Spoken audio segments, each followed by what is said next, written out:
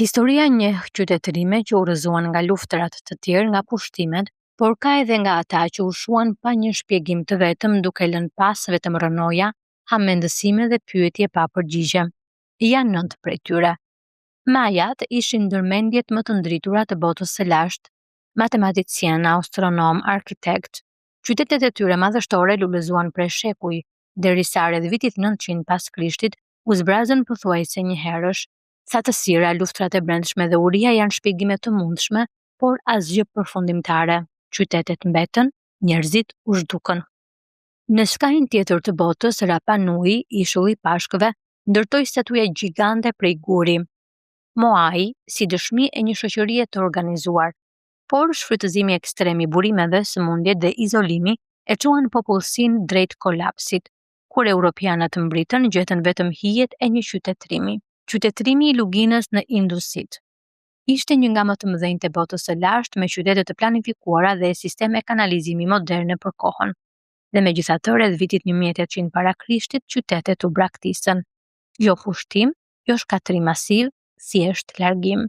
Ndryshimi i klimës duket se imposhti më fort se çdo armik.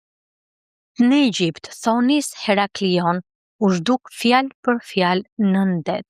Dikur Port Kyçi tregtis mes Europës dhe Egjiptit, sot gjendet i fundosur në baltë. Tërmete, tsunami dhe ngritja e nivelit të detit e gëlltitën pa mëshirë. Çatalhojuk, një nga vetëbanimet më të hershme urbane në botë, ishte unik. Shtëpi pa rrugë, jetë mbi çati, të vdekur, të varrosur nën dysheme. Askush nuk e di pse u braktis, sëmundje, ndryshim social, mister i pastër neolitik. Në Azinë Juglindore, perandoria kmere ndërtoi Angkorin, një qytet gjigant me rreth 1 milion banor. Pastaj, pas vitit 1200, gjithçka filloi të shpërbëhej. Sistemet e ujit dështuan, klima ndryshoi dhe qyteti u boshatis.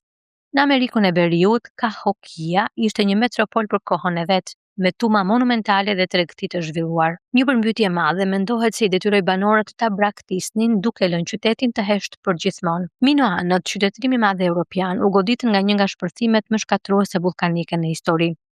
Thera shpërtheu, tsunami pasoi dhe ajo që mbeti u fshi nga harta. Dhe më në fund, Olmekët, qytetërimi nën i Meksikës së lashtë, arkitektu i sjellsve dhe krijues të kokave gjigande prej guri.